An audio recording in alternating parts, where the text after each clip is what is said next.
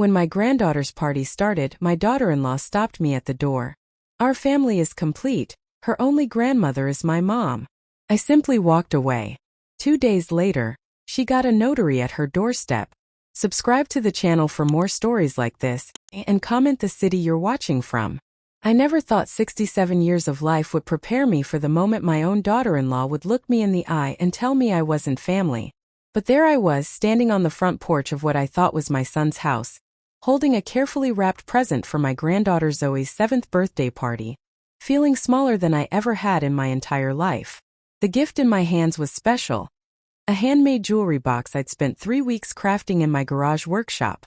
I'd painted it lavender, Zoe's favorite color, and lined the inside with soft pink velvet. Inside, I'd placed a small silver bracelet with her initials engraved on a tiny heart charm. It wasn't expensive, but it was made with love. The kind of love that stays up until 2 in the morning sanding rough edges, because you want everything to be perfect for your granddaughter. I could hear the laughter and music spilling out from the backyard. Children's voices mixed with adult conversation. The sound of a family celebration in full swing.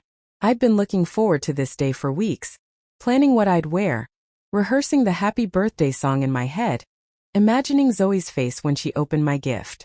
I knocked on the front door, adjusting my navy blue cardigan and smoothing down my silver hair. I'd taken extra care with my appearance today, wanting to look my best for the photos I hoped we'd take together. Through the frosted glass, I could see Lilian's silhouette approaching. When the door opened, her expression immediately shifted from mild curiosity to something colder. She was dressed impeccably as always. A cream-colored sundress that probably cost more than my monthly grocery budget. Her blonde hair styled in perfect waves, makeup flawless despite the Texas heat. "Paula," she said, not opening the door any wider. "What are you doing here?" The question hit me like a slap. "It's Zoe's birthday party. I brought her a gift." I held up the wrapped box, my hands already starting to tremble slightly. Lilian glanced at the present with barely concealed disdain, then looked back at me. "I'm sorry, but the party is family only. We're keeping it small this year." I could see past her into the living room, where at least 20 people were mingling, holding drinks and chatting. I recognized some of them, neighbors, Lilian's friends from her book club, even her yoga instructor. "But I am family," I said, my voice barely above a whisper. "I'm Zoe's grandmother." "Actually," Lilian said, stepping slightly outside and pulling the door closer behind her, "our family is already complete. Zoe has a grandmother, my mother is here. She doesn't need another one confusing her." The words felt like physical blows. I stood there trying to process what she just said. Confusing her? I'd been in Zoe's life since the day she was born. I was the one who taught her to tie her shoes, who took her for ice cream every Sunday when my son Mark worked weekends, who read her bedtime stories when she stayed over at my apartment. "Lilian, please," I managed to say. "I just want to wish her happy birthday. I won't stay long." "That's not going to work for us today," she replied, her voice sweet but firm, the way you'd speak to a persistent salesperson at your door. "Maybe next time we can arrange something. Somewhere more appropriate." Somewhere more appropriate. As if my presence at my granddaughter's birthday party was inappropriate. As if I was some kind of intruder rather than the woman who had babysat Zoe countless times, who had her artwork covering my refrigerator, who had a savings account specifically for her college fund. I heard footsteps behind Lilian, and my heart lifted for a moment, thinking it might be Mark coming to straighten out this misunderstanding. Instead, it was Lilian's mother, Dorothy, appearing in the doorway with a champagne flute in her hand and a smug smile on her face. "Oh, hello there," Dorothy said in a tone that made it clear she knew exactly what was happening. "Lilian, darling, is everything all right?" "Everything's fine, Mom. I was just explaining to Paula that today is family time." Dorothy nodded approvingly. "Of course. Zoe is such a lucky little girl to have such a close-knit family. It's so important for children to have stability, don't you think?" The two women exchanged a look that made my stomach turn. This wasn't a misunderstanding or poor timing. This was deliberate. This was planned. They wanted me to know that I wasn't welcome, that I didn't belong. I could see other guests starting to notice the commotion at the front door. A few of Lilian's friends had wandered closer, their conversations growing quieter as they strained to listen. I felt their curious stares, their whispered comments. This was exactly what Lilian wanted, to humiliate me in front of witnesses, to make it clear to everyone that I was nothing more than an unwanted intrusion. "Where's Mark?" I asked, my voice cracking despite my efforts to stay composed. "He's busy with the barbecue," Lilian said dismissively. "You know how he is when he's hosting. Completely focused on making sure everyone has a good time. Everyone except me, apparently." From the backyard, I could hear Zoe's distinctive giggle. My granddaughter was out there, probably wondering why Grandma Paula hadn't shown up yet. She'd been so excited when I called her last week, chattering about the party games they were planning, and asking if I remembered that she liked chocolate cake better than vanilla. "Can I at least leave the gift for her?" I asked, holding out the jewelry box one more time. Lilian hesitated for a moment, then took it from my hands. "I'll make sure she gets it," she said, though something in her tone suggested otherwise. "Tell her it's from Grandma Paula," I said, my voice thick with unshed tears. "Tell her I love her." Dorothy scoffed quietly. "Children adjust so quickly at that age," she murmured to Lilian, loud enough for me to hear. "They hardly notice when people are missing." That was the final blow. The suggestion that my absence wouldn't matter to Zoe, that I was so insignificant in her life that she wouldn't even notice I wasn't there. After 7 years of bedtime stories, playground visits, and Sunday afternoon adventures, I was being dismissed as irrelevant. I turned away from the door without another word, my legs feeling unsteady as I walked back to my car. Behind me, I heard the door close with a decisive click, cutting off the sounds of the party I'd been excluded from. The laughter continued, the music kept playing. Life went on as if nothing had happened, as if I had never been expected in the first place. Sitting in my car, I gripped the steering wheel and tried to stop my hands from shaking. The humiliation burned in my chest, hot and acidic. But underneath the shame, something else was growing. Something harder and more determined. I'd spent 7 years being the understanding mother-in-law, the accommodating grandmother who never made waves. I'd bitten my tongue when Lilian made snide comments about my modest apartment, when she forgot to invite me to family events, when she scheduled Zoe's activities during my usual visiting times. I told myself it was better to keep the peace, that fighting would only make things worse for everyone. But as I sat there, watching other guests arrive and be welcomed warmly into the party I'd been barred from, I realized something had shifted permanently. They'd made their choice about where I stood in this family. Now it was time for me to make mine. I started the car and drove home, but my mind was already working. There were things Lilian didn't know, things I'd kept quiet about for years to avoid complications. Things that could change everything if I decided to stop being so accommodating. The time for keeping the peace was over. Back in my apartment, I sat at my kitchen table staring at the cup of coffee that had gone cold in my hands. The humiliation from the party was still fresh, replaying in my mind like a broken record. But now, in the quiet of my own space, something else was taking hold. A clarity I hadn't felt in years. I walked to my bedroom and opened the bottom drawer of my dresser, pushing aside old sweaters until my fingers found what I was looking for. A manila folder I hadn't touched in over a decade. Inside were documents that Lilian had never seen. Papers that would change everything she thought she knew about her perfect little life. The house deed was on top, yellowed with age but still legally binding. My name was printed clearly across the ownership line. Paula Margaret Thompson.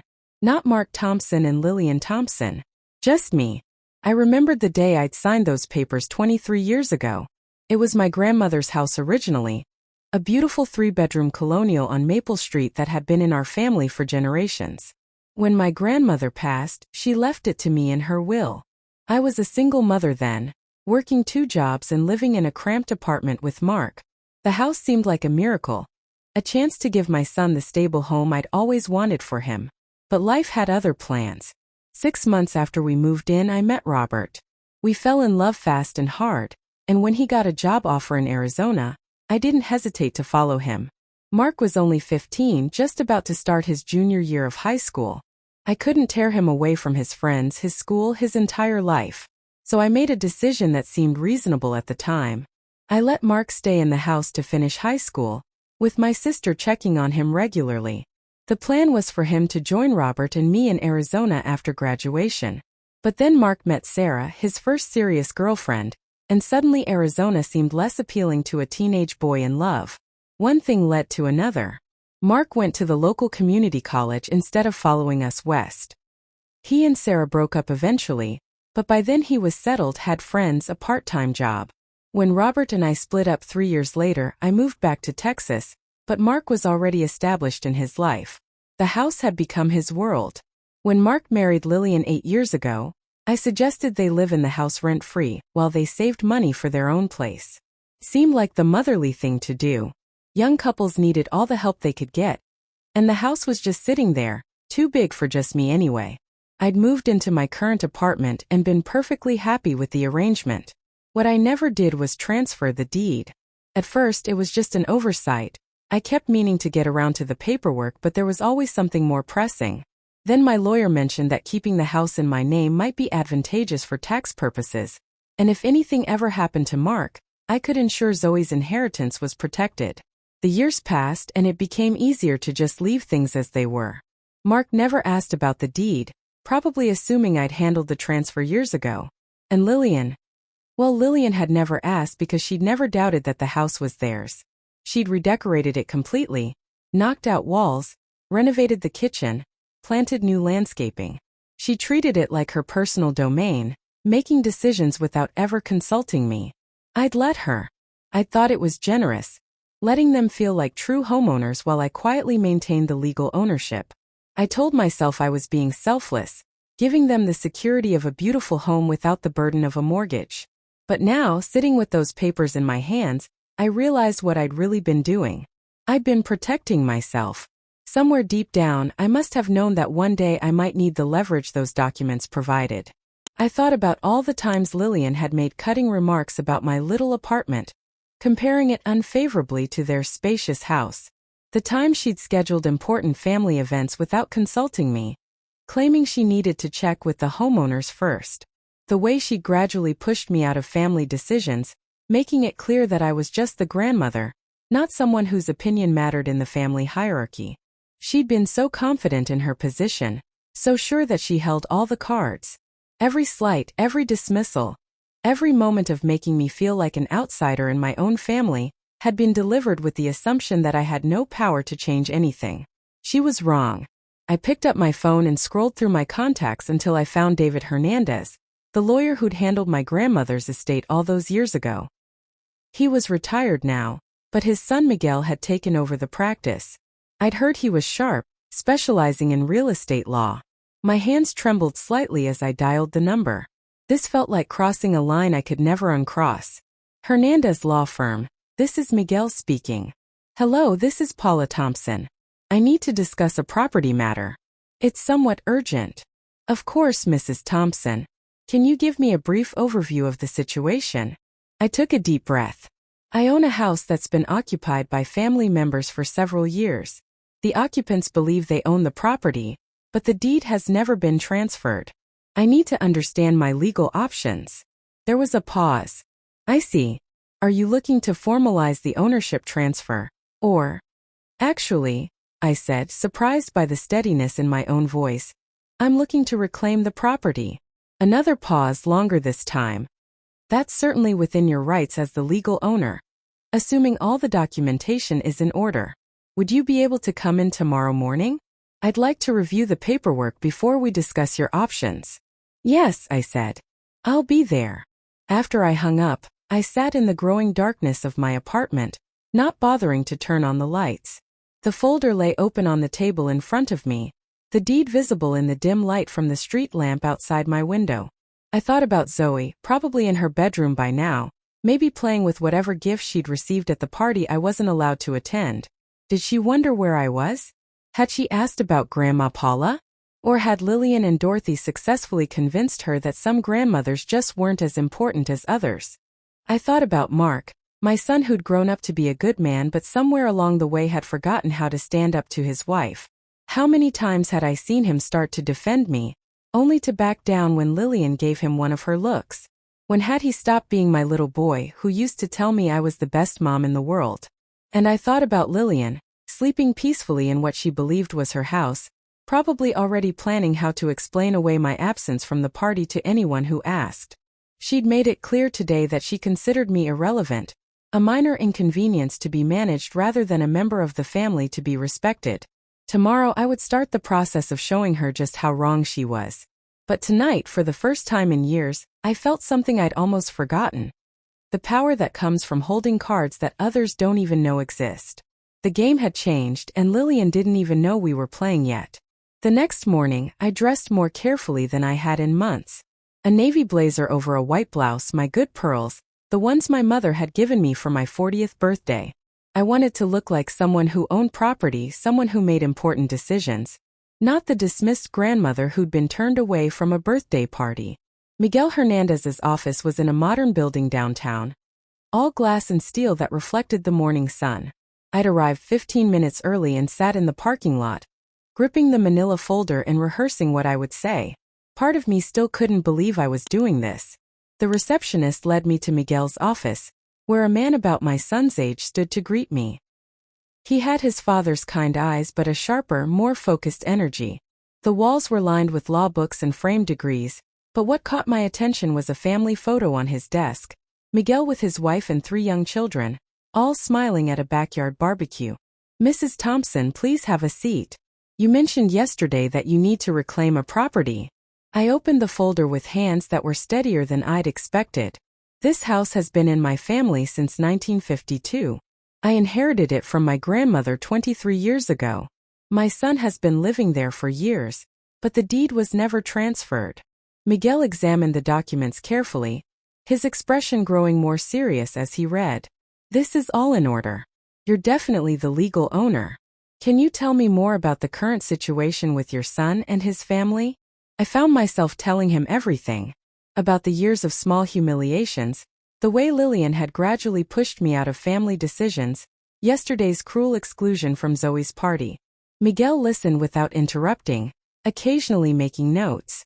"I need to ask you directly, Mrs. Thompson. Are you certain you want to pursue this? Family disputes involving property can become very complicated, very quickly." I thought about Zoe's face the last time I'd seen her. 2 weeks ago when I picked her up for our usual Sunday ice cream. She chattered excitedly about her upcoming party, asking if I thought 7 was too old for a bounce house. I'd assured her it wasn't, that bounce houses were fun at any age. "She probably wondered where I was yesterday," I said quietly. "Your granddaughter?" "Yes." Lilian told her I couldn't come to the party. Made it sound like I had chosen not to be there. The memory of Dorothy's smug smile flashed through my mind. They want to erase me from her life, make me irrelevant. But that house is my family's legacy. My grandmother raised 5 children there. I grew up playing in that backyard. And now they act like I'm some stranger who doesn't belong. Miguel nodded slowly. "What exactly are you hoping to accomplish?" "I want my house back," I said, the words coming out stronger than I'd expected. "If they don't want me in their family, then they can find somewhere else to live. You understand that this will likely mean your son and granddaughter will have to move as well?" The question hit me like a physical blow. Of course Mark and Zoe would have to leave too. In my anger at Lilian, I'd been focusing on her consequences, not theirs. But then I remembered Mark standing silently in the background yesterday while his wife humiliated me. Not once in 8 years of marriage had he stood up to Lilian when she treated me poorly. My son made his choice when he let his wife exclude me from his daughter's birthday party, I said. Actions have consequences. Miguel spent the next hour explaining my legal options.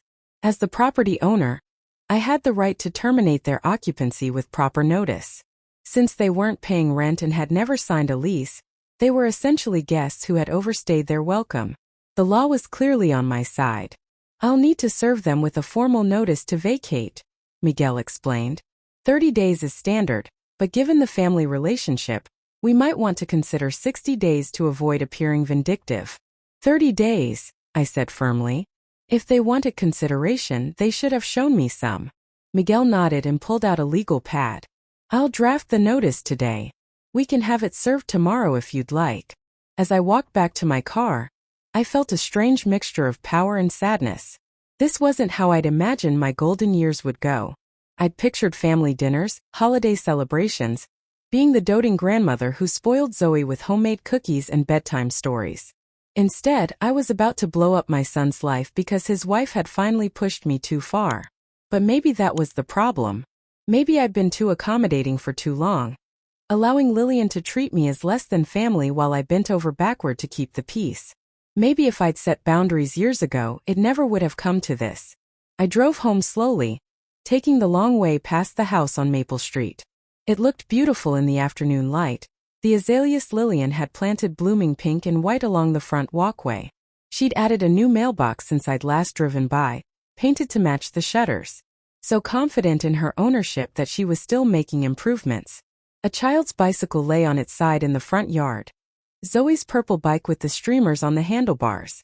I taught her to ride that bike in this very driveway 2 summers ago, running alongside her and cheering when she finally found her balance. My phone buzzed with a text message. It was from Mark. Mom, Lilian said you stopped by yesterday but we were too busy with the party to chat. Maybe we can have lunch this week. Too busy to chat. That's how he was going to frame my humiliation, reduce it to a simple scheduling conflict. No acknowledgement of what had really happened, no apology for his wife's cruelty. Just a casual suggestion that we could chat when it was more convenient for them. I typed back, I'm busy this week. Maybe another time. But even as I sent the message, I knew there wouldn't be another time. Not the way things had been. Tomorrow everything would change. That evening I sat in my apartment looking through photo albums. Pictures of Mark as a baby, as a toddler, graduating from high school in the cap and gown I'd bought with money from working double shifts. Photos of his wedding day, where Lilian had insisted I sit in the 3rd row because the first 2 were reserved for immediate family. Pictures of Zoe as a newborn, sleeping peacefully in my arms while I rocked her to sleep during one of my babysitting evenings. When had I become so expendable? When had my feelings stopped mattering to the people I loved most? I closed the album and picked up my phone to call Miguel's office. His voicemail picked up immediately. Miguel, this is Paula Thompson. I've thought about our conversation today, and I want to move forward. Please have the notice served as soon as possible. And Miguel? Make it 30 days, not 60. They've had 8 years to treat me like family. They chose not to. After I hung up, I poured myself a glass of wine and sat on my small balcony, watching the sun set over the city. Tomorrow Lilian would discover that the house she'd been so possessive of, the house she'd used as a symbol of her superiority over me, had never actually belonged to her at all. I thought about the jewelry box I'd spent 3 weeks making for Zoe, probably sitting unopened on some shelf in Lilian's closet. All that love and effort, dismissed as easily as I'd been dismissed from the party. But this wasn't just about revenge, I told myself. This was about respect. About standing up for myself after years of being treated as less than. About showing my family that I mattered, even if I had to break their comfortable world apart to prove it. The wine tasted bitter, but I finished it anyway. Tomorrow would bring tears, anger, probably accusations that I was a vindictive old woman. But tonight, for the first time in years, I felt like I had some control over my own life. They'd wanted to exclude me from their family. Now they'd learn what exclusion really felt like. I was watering my small herb garden on the balcony when my phone rang at 9:30 in the morning, 2 days after my meeting with Miguel. The caller ID showed Mark's number, but it was Lilian's voice that greeted me, higher pitched than usual. Paula, we need to talk. Right now. Good morning to you too, Lilian, I said calmly, continuing to water my basil plants. Don't play games with me. What is this legal notice? What are you trying to do? I set down the watering can and sat in my patio chair, looking out over the city. Somewhere across town, Lilian was discovering that her perfect world wasn't as secure as she believed. I'm not trying to do anything, Lilian. I'm doing it. That's my house you've been living in, and I want it back. The silence on the other end stretched so long I wondered if the call had dropped. Then came a sound I'd never heard from Lilian before. Genuine panic. That's impossible. This house belongs to Mark and me. We've lived here for 8 years. We've put thousands of dollars into renovations. You can't just. I can actually. Check the deed, Lilian. My name is on it. Has been for 23 years. But you gave it to Mark when we got married. You said it was our wedding gift. I said you could live there. I never said I was giving it to you. Another long pause. I could hear her breathing quick and shallow. When she spoke again, her voice had taken on the manipulative sweetness I knew so well. Paula, I think there's been a misunderstanding. Maybe we got our wires crossed about the party. I was just trying to keep things small and manageable. You know how overwhelming these children's parties can get. I almost laughed. 2 days ago, she'd made it crystal clear that I wasn't family. Now, faced with losing her house, I was suddenly worth sweet-talking. There was no misunderstanding, Lilian. You told me your family was complete and that Zoe didn't need another grandmother. You made your position very clear. I was stressed about the party. I didn't mean it the way it sounded. Surely you can't be serious about evicting us over a simple miscommunication. 30 days, Lilian. You have 30 days to find somewhere else to live. The sweet tone vanished instantly. You vindictive old bitch. You can't do this to us. Mark will never forgive you. I ended the call and turned off my phone. Let her rage and threaten. The law was on my side, and for once I held all the power. An hour later, my phone was buzzing with missed calls and text messages. Mark, Lilian, even Dorothy had tried to reach me.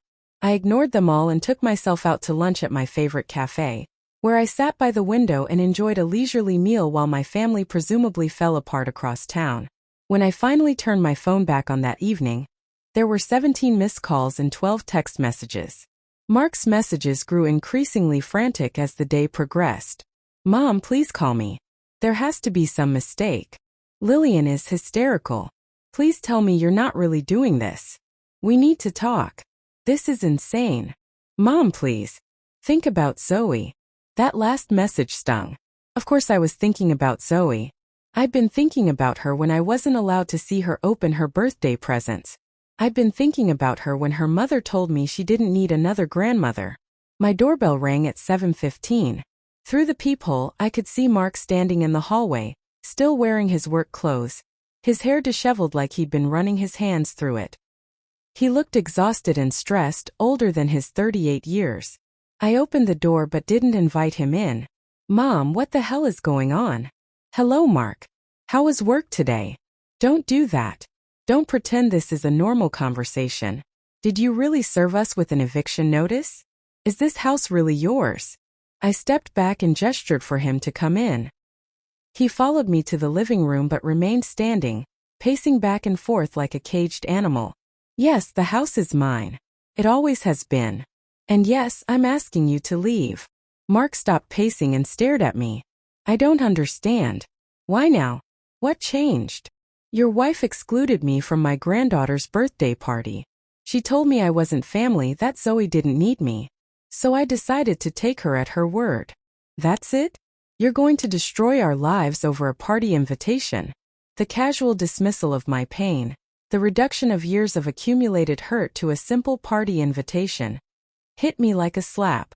This was exactly the problem. They genuinely didn't understand how their treatment had affected me. It wasn't just the party, Mark. It was 8 years of your wife treating me like an inconvenience. 8 years of being pushed to the sidelines of my own family. 8 years of watching you let it happen. Mark sank into my armchair, his head in his hands. I never meant for you to feel that way. But you never stopped it either. He looked up at me, and for a moment I saw the little boy who used to crawl into my bed during thunderstorms. Mom, please. We have nowhere to go. Zoe's school, her friends, everything is here. And Lilian is. She's not handling this well. Lilian is handling it exactly as I expected. When she thought she had all the power, she was cruel. Now that she realizes she doesn't, she's trying to manipulate you into fixing it for her. She's scared, Mom. We both are. This house is our whole life. And I'm your mother. Or I was until your wife decided I wasn't family anymore. Mark was quiet for a long time, staring at his hands. When he finally spoke, his voice was barely above a whisper. What do you want from us? I want my house back, Mark. I want to live in the home my grandmother left me. The home where I raised you. I want to be surrounded by my family's history instead of sitting alone in this apartment, forgotten. But if we move out, when will we see you? How will Zoe? That's not my problem anymore, I said, surprised by how steady my own voice sounded. Your wife made it clear that Zoe doesn't need me in her life. I'm just respecting her wishes. Mark stood up abruptly. This is crazy, Mom. You're breaking up our family over hurt feelings. I'm not breaking up anything, Mark. I'm just done pretending that being treated badly is the same thing as being loved. After he left, I sat in the gathering darkness of my apartment, not bothering to turn on the lights. I could picture the scene at the house on Maple Street. Lilian crying, Mark trying to figure out how to fix this. Both of them probably calling lawyers and real estate agents, trying to find some way out of the corner I'd backed them into. Part of me felt guilty. Mark was my son, and despite everything, I loved him. I'd never wanted to hurt him. But another part of me felt something I hadn't experienced in years. The satisfaction of being taken seriously. For 8 years, I'd been the accommodating mother-in-law, the understanding grandmother who never made waves. I'd accepted crumbs of affection and told myself it was enough. I'd watched my daughter-in-law redecorate my house, make decisions about my granddaughter's life, and gradually push me further and further to the margins of the family I'd helped create. Tomorrow they would start looking for apartments, realizing that without the free housing I'd provided, their comfortable lifestyle might need some adjustments. Lilian would have to face the reality that the house she'd lorded over me wasn't actually hers to lord. And I would start planning my return to the house where I belonged, where my grandmother's china was still in the cabinet and my childhood growth marks were still penciled on the kitchen doorframe. They'd wanted to exclude me from their family. Now they'd learn what it felt like to be excluded from mine. 2 weeks into the 30-day notice period, they showed up at my door together. All 3 of them. I was having my morning coffee when the doorbell rang, and through the peephole I could see Mark holding Zoe's hand while Lilian stood slightly behind them, her face puffy from crying. She was wearing the same cream-colored dress from the birthday party, but now it looked wrinkled and desperate. I opened the door slowly, my heart clenching when I saw Zoe's confused face looking up at me. She was wearing her favorite purple dress with the butterfly sleeves, the one I'd bought her for Easter last year. "Grandma Paula," she said, breaking away from Mark's hand and launching herself at my legs for a hug. "Daddy said we're going to move houses. Are you moving too?" Over her head I met Mark's eyes. There were dark circles under them, and his usually neat appearance was disheveled. Lilian remained silent, but I could see the calculation behind her red-rimmed eyes. They'd brought Zoe as emotional ammunition, betting that I wouldn't be able to stand firm in front of my granddaughter. "Come in," I said quietly, stepping aside to let them enter. Zoe immediately ran to my small bookshelf, where I kept a collection of children's books specifically for her visits. She pulled out The Very Hungry Caterpillar and settled into my reading chair, already absorbed in the familiar story. Mark and Lilian remained standing in my living room, both looking uncomfortable in the small space. Lilian's eyes swept over my modest furniture with the same barely concealed disdain she'd always shown, but now there was something else there too, fear. "Mom," Mark began, his voice strained, "we need to find a way to work this out. For Zoe's sake." "Daddy says you own our house," Zoe called out from the chair, not looking up from her book. "How come you never told me?" The innocent question hit the room like a bomb. Mark's face flushed red, and Lilian's mouth opened and closed without sound. They'd clearly struggled with how to explain this situation to a 7-year-old. "Sometimes grown-ups have complicated arrangements, sweetheart," I said carefully. "Your daddy and mommy have been taking care of the house for me. But why do we have to move if you own it? Can't we all live there together?" Lilian finally found her voice. "Zoe, honey, why don't you look at Grandma Paula's books while the grown-ups talk?" Zoe shrugged and turned her attention back to the caterpillar's adventures. But I knew she was listening to every word, the way children always do when adults think they're not paying attention. Lilian took a deep breath and stepped forward. "Paula, I owe you an apology. I was wrong about the party. I was stressed and overwhelmed and I said things I didn't mean. I'm sorry." The apology sounded rehearsed, delivered with the same artificial sweetness she used when she wanted something. But there was desperation underneath it that I'd never heard before.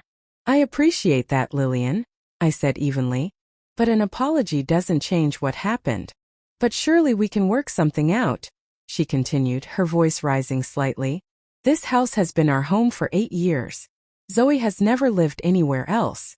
You can't just throw us out on the street." "I'm not throwing you out on the street. I'm giving you 30 days to find alternative housing." Mark ran his hand through his hair, A gesture I remembered from his childhood when he was trying to solve a problem. Mom, be reasonable. Where are we supposed to go? Do you know what housing costs these days? We've been saving money by living here, but we don't have enough for a down payment on another house. That's not my problem, Mark. The harsh words hung in the air between us.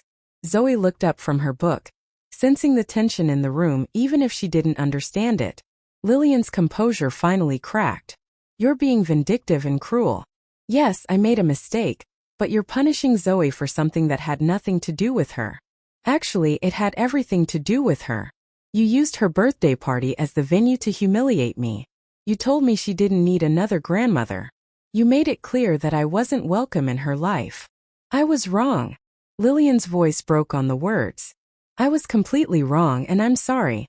But please don't take it out on an innocent child. I looked at Zoe, who had abandoned her book and was watching us with wide, worried eyes. She looked so small in my oversized chair, her legs dangling without touching the floor. This wasn't what I'd wanted, to have this conversation in front of her, to let her see the adults in her life falling apart. Zoe, I said gently, would you like to go out on the balcony and water my plants? You can use the green watering can. She nodded eagerly, always happy to help with any task I gave her. After she disappeared through the sliding door, I turned back to Mark and Lilian. You brought her here on purpose, I said. You thought if I saw her I'd back down. Mark had the grace to look ashamed, but Lilian lifted her chin defiantly. She's your granddaughter. Don't you care about what happens to her? Of course I care. I've cared about her every day for 7 years. I cared when I wasn't invited to her school plays because you forgot to tell me about them. I cared when you scheduled her birthday parties during my regular visiting times. I cared when you moved her bedtime earlier so I couldn't read her stories anymore. And I cared 2 weeks ago when you told me she didn't need me. Lilian's face went pale. I never said she didn't need you. You said she had a grandmother and didn't need another one confusing her. You said your family was complete. I didn't mean. You meant every word. And now that it's inconvenient for you, you want to take it back. Mark stepped between us, his hands raised like he was trying to referee a fight. Mom, please. I know Lilian was wrong, but can't we find some middle ground here? Maybe we could pay rent or... With what money, Mark? You've been living rent-free for 8 years. If you had money for rent, wouldn't you have been saving it for your own house? He couldn't answer that because we all knew the truth. They'd gotten comfortable with the arrangement, using the money they should have been saving to fund Lilian's shopping habits and expensive family vacations I was never invited on. Through the sliding door, I could see Zoe carefully watering each of my small plants, her tongue poking out in concentration the way it did when she was focused on a task.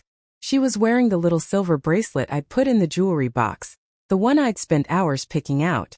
Somehow, despite everything, my gift had made it to her. She's wearing the bracelet, I said softly. Lilian followed my gaze and her expression softened slightly. She loves it. She insisted on wearing it every day since the party. She keeps asking when you're coming to visit again. The words were meant to manipulate me, but they still hurt. And what do you tell her? That you're busy, Mark said quietly. We didn't know how to explain. So you lied to her.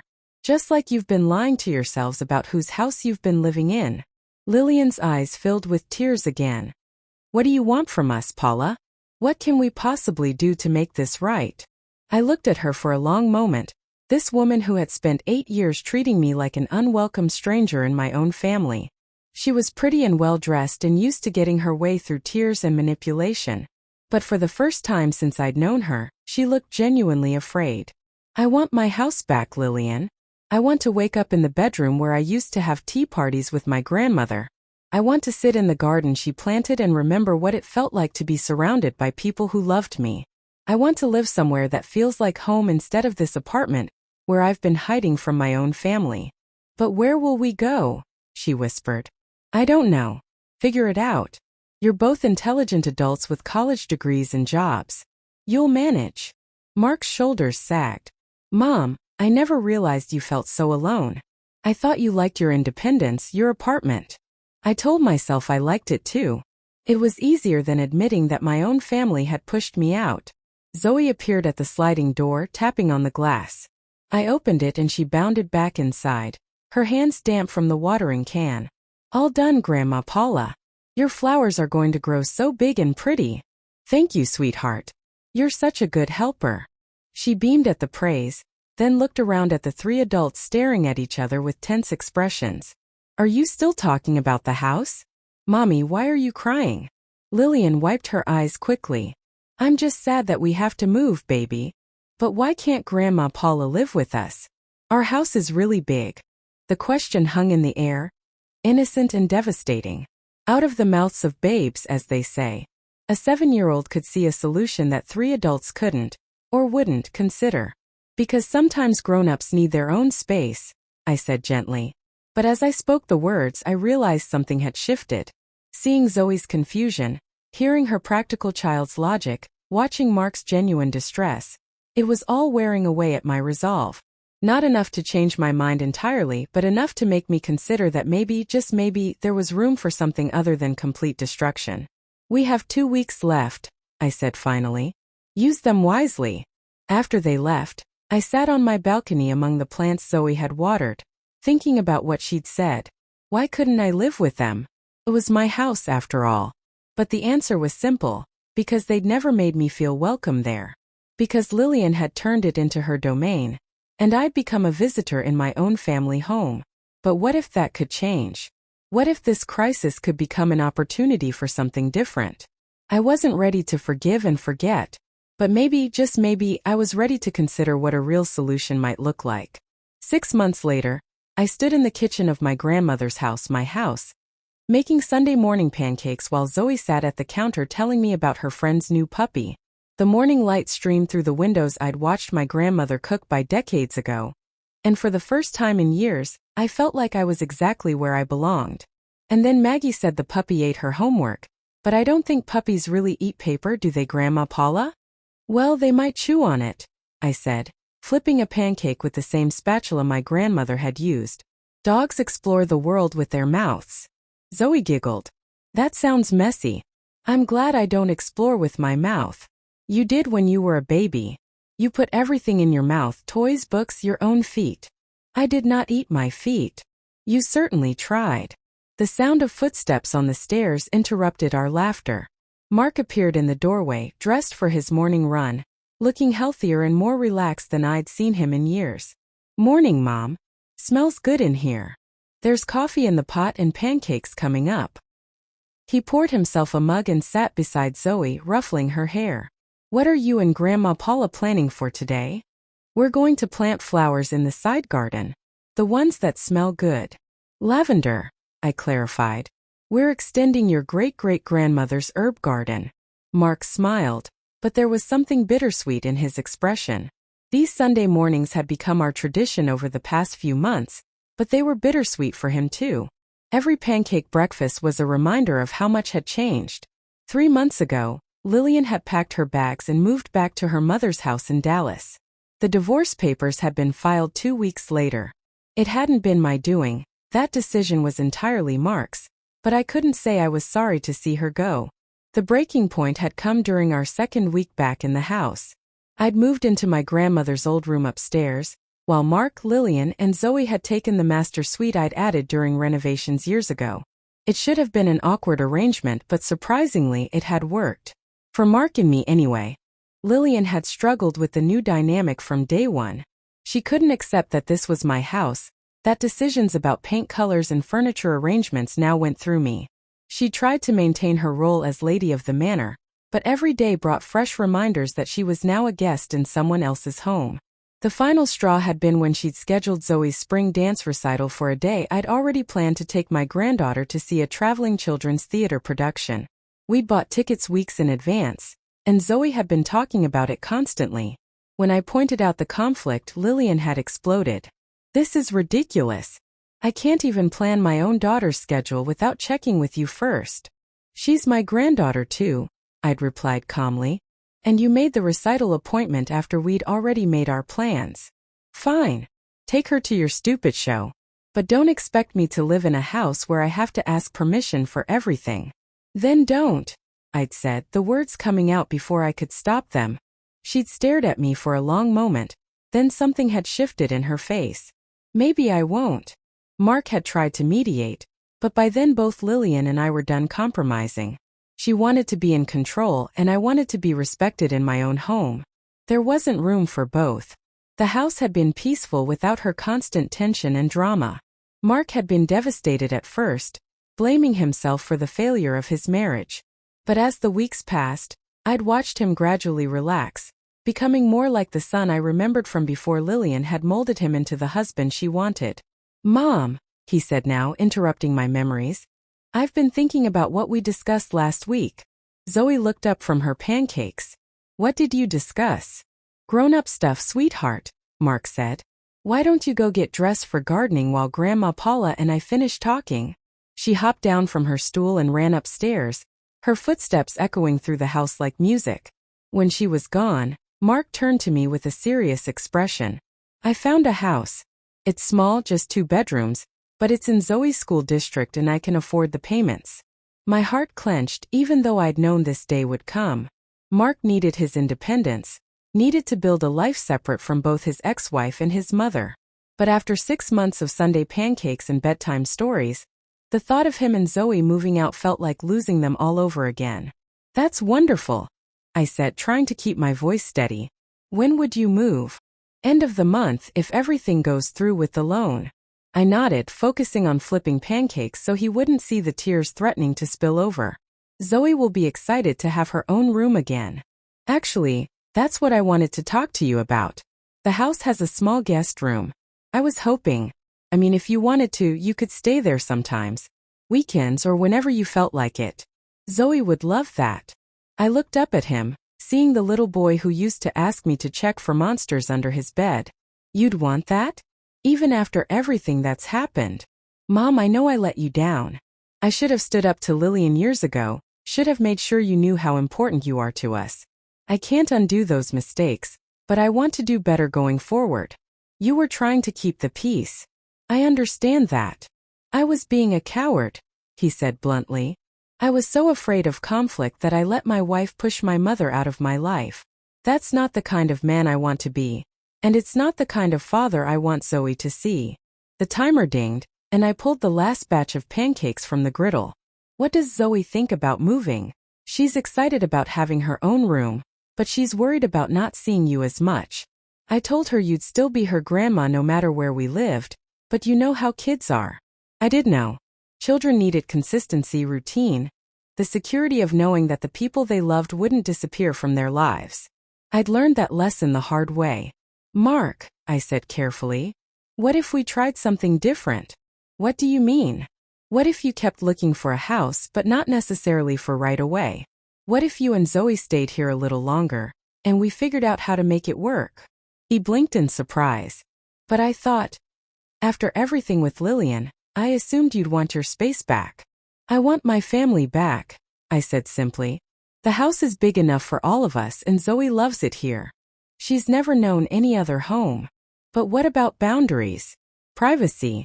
What happens when I start dating again someday?" I laughed, surprising both of us. "Mark, you're 38 years old. If you can't figure out how to navigate dating while living with your mother, then you have bigger problems than housing." He grinned, looking more relaxed than he had in months. "So you're saying I can bring girls home as long as I introduce them to my mom first?" "I'm saying we can figure it out as we go. We're both adults and we both love Zoe. The rest is just details." Footsteps thundered down the stairs as Zoe reappeared, now wearing her gardening clothes, old jeans and a t-shirt that was already stained with dirt from previous adventures. "Are we ready to plant flowers?" "I want to plant the purple ones that smell like soap." "Those are called lavender," I said. "And yes, we're ready." As we headed outside into the morning sunshine, Zoe slipped her small hand into mine. "Grandma Paula, are you going to live here forever?" I looked at Mark, who nodded encouragingly. "I think so, sweetheart. Would you like that?" "Yes. Then I can help you cook dinner every night, and you can read me stories, and we can water the plants together." "That sounds perfect," I said, and meant it. Later that afternoon, after we'd planted 3 small lavender bushes and Zoe had helped by getting more dirt on herself than in the holes, I sat on the front porch swing watching my granddaughter chase butterflies in the yard.